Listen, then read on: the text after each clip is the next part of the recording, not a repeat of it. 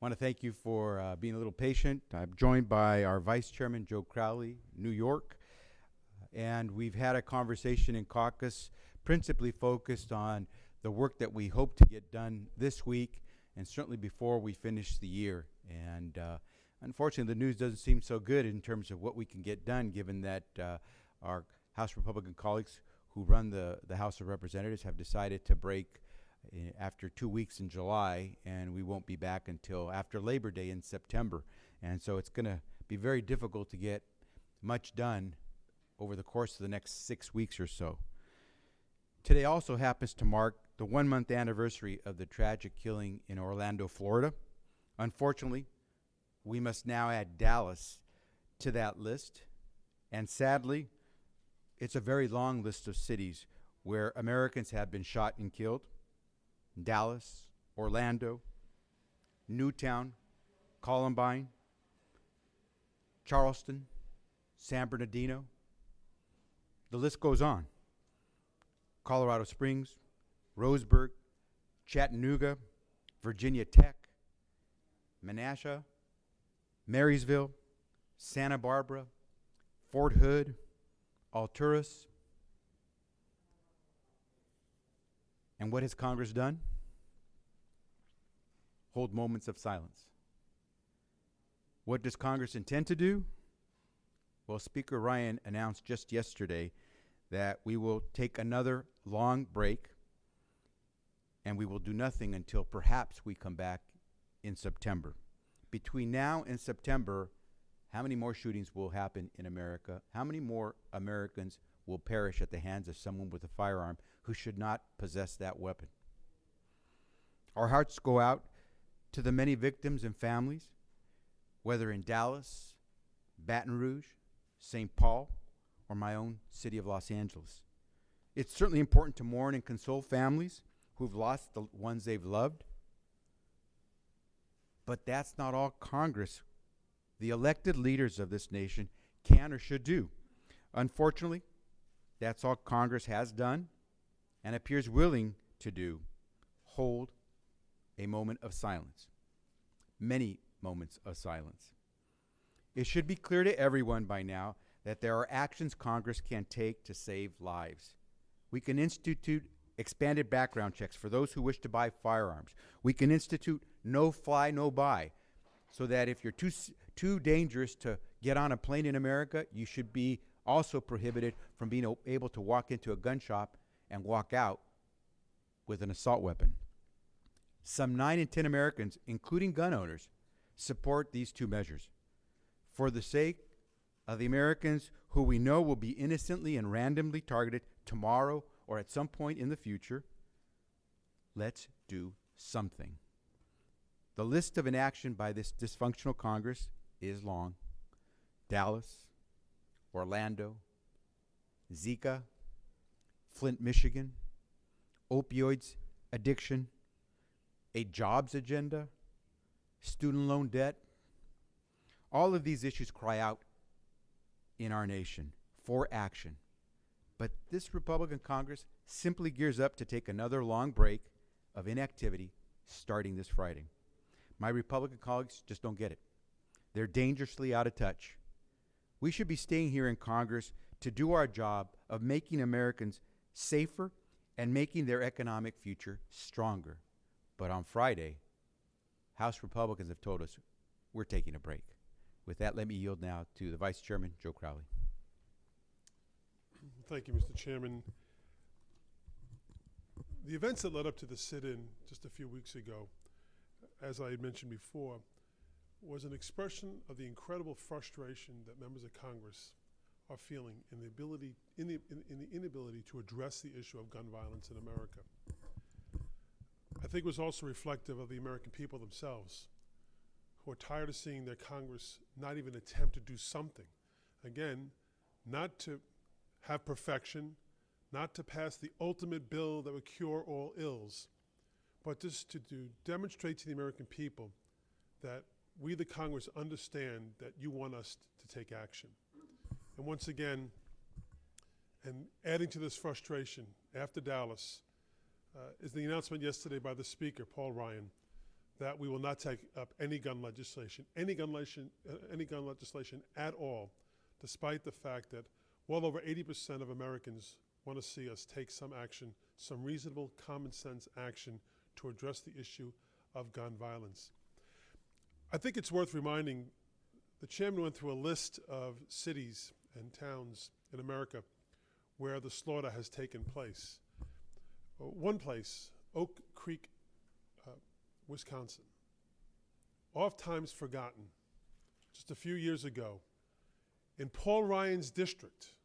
And Paul Ryan himself authored the resolution for the moment of silence for Oak Creek, where a Sikh temple was attacked and Sikh Americans were slaughtered simply for practicing their religion. In many respects, no different than what took place in Charlestown, in South Carolina. In Paul Ryan's district, and if that was not a wake-up call, what would be a wake-up call? That there are too many of these guns in the hands of people who ought not to have them. That maybe with a longer background check, federal law enforcement and local law enforcement could have prevented that individual from getting that gun, that weapon. We're not asking for a panacea. We're asking for just some common sense legislation and language that the American people understand and they want us to enact.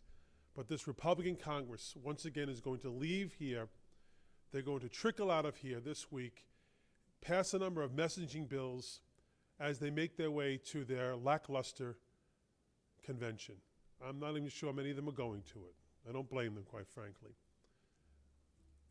But the reality is the American people are looking for action on gun violence, on Zika, as we see it spread throughout the United States, in Florida, I'm told now in California,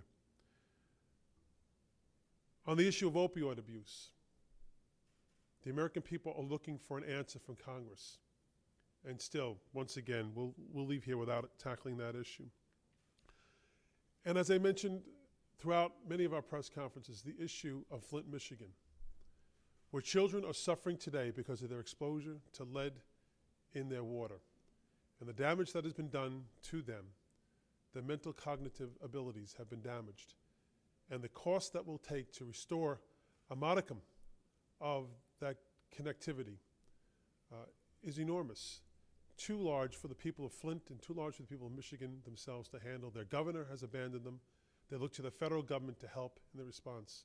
And once again, this Republican Congress is saying, no, Flint, we don't have your back. No, of those of you who are suffering from opioid addiction, we don't have your back. No to the people who are suffering potential exposure to the Zika virus. No, we don't have your back. Republican Congress is saying once again, no, we don't have the backs of common sense Americans who want to see us enact common sense gun legislation. They're walking out of here, quite frankly, folks, because the Republican caucus in the House of Representatives does not have the backs of the American people. That's what they're demonstrating once again this week. It's all a political charade leading up to their lackluster convention. And with that, I'll give back to the chairman. Questions? Before you guys left a few weeks ago, there were promises of more guerrilla tactics to come, like the sit-in if Republicans didn't bring up a gun control bill. Here we are, it's the Tuesday before a long recess. You know there's not a bill coming up. Why aren't Democrats sitting in or doing some other cage-rattling type behavior? So, as the vice chairman pointed out, we did the sit-in not because we were trying to engage in some kind of guerrilla tactics. We did that because the Republican majority shut down the House unexpectedly. We were supposed to have session on that day and the succeeding days, but the Republican majority chose not to have session, chose not to have the C-SPAN cameras rolling, chose not to let the American people see that members in Congress wanted to have a chance to vote on gun safety measures. We will continue to do activity where we can, how we can, given that in the minority status, it's very difficult to do much when the majority, in this case the Republicans, control everything. As you've just mentioned, Speaker Ryan announced yesterday, that we will do nothing when it comes to gun safety measures, even though we know that we have two measures that are bipartisan and that have 90% of the support of the American people. We will do what we can. And this Thursday, we will make sure that we come together with Americans of like mind who wish to see Congress do something. We will join with them on Thursday evening to let people know that we hear them, we will do something, and we won't let a dysfunctional Congress stop us from trying to get something done for the American people. Joe? I just add to that, what the chairman is referring to is a national speak out that's going to take place this week on the, I believe, the west front of the Capitol building. And I expect that we will hear from the American people this Thursday. Now, there's some rumors as to whether or not we'll actually be here Friday, Mr. Chairman. I've been told. There's even some questions to whether we'll be in the House on Thursday. Giving away 2 additional days before their convention when there's so much on the agenda for the American people to see tackled. Yet my Republican colleagues are actually talking about giving away Friday, no legislative business on Friday, and even potentially Thursday. Now, I don't want to be cynical and suggest maybe they want to give away Thursday so that it interrupts in some way or diminishes the national speak out on gun violence. I don't know, maybe that's the case, but it will not diminish the voices of people who are going to come to the Capitol, I'm sure, to express their anger at the lack of progress here in the House of Representatives. In terms of tactics, I think the chairman is right. The sit-in was about a level of frustration that we were feeling and their attempt to shut us down from even speaking out on these issues and voicing that to the American people. We have said that we have many arrows in our quiver. When we use them and how they are used will be up to us to determine. Aside from the speak out on Thursday evening, there is going to be, I'm told, a vigil this evening from the LGBT community in terms of speaking out on gun violence as well. This being, as the chairman mentioned, the 1-month anniversary of the slaughter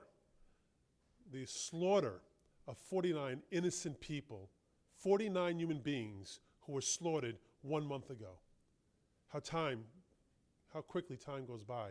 Just 1 month ago, 49 people were annihilated, and there'll be a vigil to remember those 49 people this evening. Those are 2 events, 2 hours that we're using this week, or will be a part of, and want to add our voices to as well. And more to come. The issue of gun violence is not going to go away. We know that. We just know it. It could very well be a very hot summer. We don't know what ramifications will come. Hard to predict. But what we do know is that there will be more people killed by guns and people who ought not to have those weapons because a thorough background check was not in place to make sure that people who have mental incapacity, who have terrorist thoughts, who have criminal thoughts, or records, or behavior that would lead law enforcement to deny them access to those weapons. That's what we're looking for. That's what the American people are looking for. Have you had any interesting meetings with people in the political world the past few weeks, filled out any forms, taken any interesting telephone calls, and do you anticipate doing so in the days coming? I have not. Can you elaborate on that a little bit? At least after the lecture.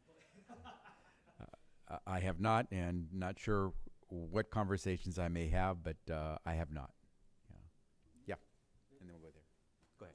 So, I'm Coach Sirianni from Reuters. What I want to know is, if you're not going to get an agreement on a vote for guns this week, what does that mean for the rest of the year? Do you think you'll be able to get, a vote, by the November elections, by the end of the session?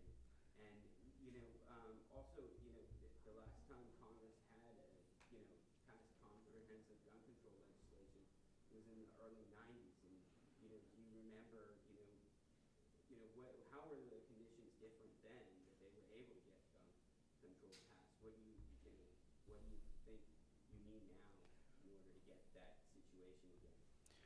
So what's different between now, when this Congress will do nothing on curbing gun violence and keeping Americans alive, versus in the 90s when we passed measures, including assault weapons ban, to try to help save American lives? I think there's one very obvious difference. the Congress was in the hands of Democrats in the 1990s when we passed those gun safety measures. Today, the Congress is controlled by Republicans. And the only legislation Republicans have been willing to put on the floor of the House or Senate for a vote is legislation crafted by the gun lobby, which is no gun safety measure whatsoever. It's simply a shell to make it look like Congress is doing something. That's, I think, the big difference. But how do we explain that we're not doing anything now to deal with gun safety? How can we reconcile the fact that so many Americans have lost their lives because we've had inaction in Congress? I would simply say this: between now and when we come back, when Republicans have us reconvene again in September, does anyone here believe that an American will not die at the hands of someone with a firearm and perhaps in a mass shooting? Does anyone believe that we're going to be immune from further mass killings between now and Labor Day? And does anyone know who will be the victims of those shootings, mass or otherwise? And do you know where your relatives are today and whether they're safe from some deranged person or someone filled with hate who is intent on killing some Americans? I think most of us believe that we can do something to keep some Americans alive. As the Vice Chair said, this may not be perfect, but we know that there are two strong solutions that are sensible and have the support of the vast majority of Americans that are waiting for a vote because they're bipartisan and we believe they would pass. But we can't seem to get this unstuck in this Republican Congress. The dysfunction is glaring here in this Congress. The obstruction is palpable in this Congress. And many of us believe it's time to get something done. And so we're going to do everything we can to give us a chance and give the American people a chance to do sensible actions, pass sensible measures to provide Americans with a little bit more safety than they have right now. I would just only add, I think the difference is, as the chairman said, Democrats control the House of Representatives, but it was incredibly hard to pass that. Very difficult to pass that legislation, the Brady bill. Ramifications of which some would argue the Democrats lost the House of Representatives over it. But Democrats are willing to take political risks if it helps the American people move forward. Here we have what I would describe as a layup. Two bills, you can make them one, the no-fly, no-buy, and the expansion of background checks. These are layups, and the Republican leadership can't even take a layup with no one guarding them. We'll actually help them make the basket. If they miss it, we, the opposite team, will help put the ball in the hoop. When have you heard of that? That's the difference, that here's something so easy could be accomplished, yet from a standpoint that they come from, it's very politically difficult within their caucus to do that. And I'm sorry, the American people don't care about the politics of the Republican conference. They don't care about the Jordans of the world or the Republican study group and what their vision of America is, because it's not the vision, I even suggest, of the Republicans of America. Certainly not representative of the American public, but Republicans in America don't believe in the in what the Jordan Republican study group is cooking up. That's why we're frustrated, and that's why we took to the floor to demonstrate that. Here and then here. Two questions. The House Progressive Caucus holding its own press conference later about the assault weapons ban. Last answer was the first time you guys have mentioned that during this press conference, and frankly, over the last couple of weeks, I've heard a lot of leadership kind of trying to avoid discussion of that. Why aren't you talking more about that? Why are you so focused on it? You mentioned the layup here. I mean, are you worried that this whole weapon ban conversation would become a distraction? Also curious what you think about the conversations with Congressman Reichert and whether you feel like that could yield anything, even being last couple of days here.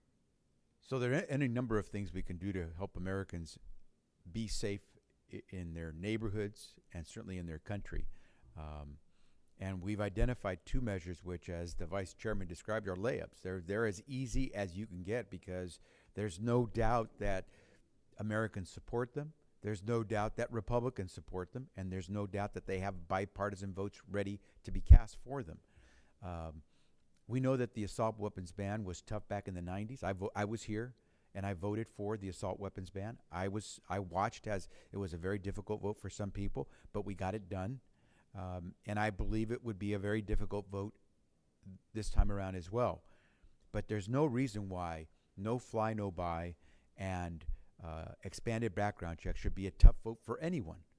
And so what we're simply saying to our Republican colleagues is, we're going to reach out to you. As Joe, I think, aptly described it, we'll put the ball back in the basket if you miss. We're not interested in trying to make this into a fight. It's not a competition. Everyone supports, 9 out of 10 Americans support this. Let's do it. Then we can talk about other things that are a little bit more difficult, where there's not quite as much support, where some of us believe we can go.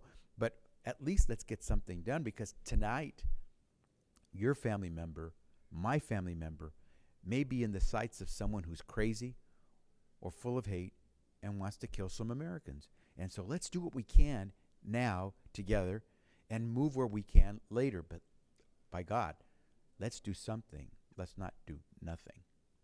I would just add that I am for the assault weapons ban renewal. I've said that over the past few weeks, and if you've missed that, I'm sorry if I wasn't clear. I don't mean this personally or attacking you. I'm just saying if that hasn't been clear. You've been saying you're for it and moving on to Well, I think we're also here about tackling what is the doable. I am under no illusions that the Republican caucus is going to take up an assault weapons ban now or any time that they are in control of the House of Representatives. Understand, if the Republicans control the House of Representatives, they will never take up an assault weapons ban. I get that. I know that. But here we have 2 bills. And by the way, I'm willing to work with Mr. Reichert, who I have great respect and admiration for. I serve on the Ways and Means Committee along with the chairman with him. We work together on a number of issues. He's a police officer. I'm the son of a New York City police officer and a detective, the grandson thereof. I have a lot in commonality with him. I'm willing to work with him if he's willing to really work with Democrats and bring about a bill that will actually accomplish something, not what we see in the Cornyn language, which the Republicans can't even pass in the House right now, which doesn't do enough or do anything, quite frankly, to help law enforcement to stop those who have want access to weapons who should not have them. But what we're talking about are 2 bills that are, as I said, no-brainers. In fact, I'll go one step further. If Paul Ryan misses the layup, Xavier Becerra will tomahawk the ball back in. That's how much we want to get this passed, regardless of, this is not about winning the House of Representatives back. It's about addressing an issue of crisis. And quite frankly, we can't make them pass the bill. We can't make them get the majority. But we want to vote. The American people deserve, if nothing else, the American people deserve a vote on this issue. The time is now. The time is not going to go away. And it's maybe incremental, but we're going to get something done and say to the American people, we get you, we understand you. And then maybe down the road some point, if God is willing, Democrats take back the House, we'll have an opportunity to address other issues. Last question. If this is such a layoff, why not push it through a discharge petition? You at least get people on the record, the American people can then see where their congressman stands. That's a great question. If it's such a layup, why not just do a discharge petition that allows all members to record their position on this bill and give us procedurally a chance to have this up for a vote on the House floor if the Republican leaders continue to insist on doing nothing? That's a great question. I hope you'll ask every Republican who says they want to provide safety to the American people, who are willing to do sensible gun measures in Congress. You'll ask them why are they unwilling to sign a discharge petition, which has been filed, which we have signed, which just needs the signatures of 218 members of Congress so that we can get a vote on the floor. We're ready. We did that, and that's the difficulty. We have the obstruction of the Republican leadership in the House, and we have the dysfunction of a Republican Congress, which keeps their own Republican members who are supportive of the sensible gun safety measures from even signing onto a petition which would allow us to have a vote. It's crazy.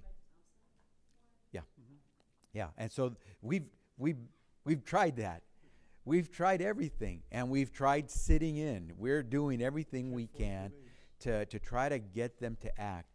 But somehow our colleagues on the Republican side seem to be locked into this mindset of obstruction, and the result is this culture of dysfunction that now infects the Congress, and why we haven't seen action on sensible gun safety measures, why we haven't seen action on trying to protect Americans from the Zika virus, why we haven't seen action by this Republican Congress to put up a jobs agenda so we can continue to put Americans to work, why we haven't seen this Republican Congress do anything to try to help families who are sending their children to college to help deal with this burdensome student loan crisis that's making it impossible for some families to consider college for their kids. I could go on and on and on.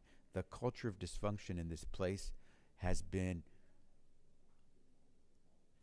a real blow to progress in America. And if you really believe in the American dream, then you would want to see us have a Congress that is free of this culture of dysfunction. And if not for no other reason that we know at some point tomorrow in the near future, someone else is going to get a weapon, a firearm, and try to kill Americans. And we should do something. I'd only add to that, and the chairman's absolutely right. I don't know about you, but I was frustrated just listening to the list that he was talking about, the lack of progress here in the House of Representatives. And in terms of the motion to discharge, that exists. There's a bill, there was a motion to discharge the Thompson bill. 188, I think close to 108 Democrats have signed on to it. We need about 30 Republicans, but we can't forge their names. We can't sign the motion to discharge on their behalf. They have to come down and do that. That would be a step in the right direction. If we can get a modicum of support from Republicans to show they get what the American people understand we need to address, that is the issue of gun violence and all the other issues, the myriad of issues that the chairman has mentioned. I'm sorry?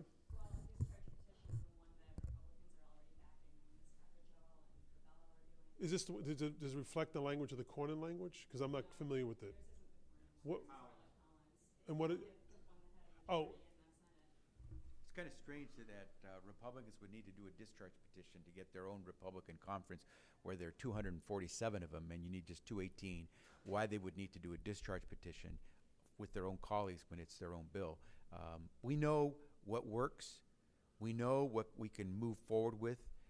Those two very sensible measures, no fly, no buy, and expanded background checks. What Republicans choose to do outside of that, we'll find out. Hopefully they'll reach out to Democrats, but when you're taking breaks for 6 weeks and then coming back for 3 weeks and then taking a break until the election, it's really difficult to believe we're going to get a whole lot done. We shouldn't be leaving until we do something on sensible gun safety measures. We're still here. Yeah. Thanks all very much.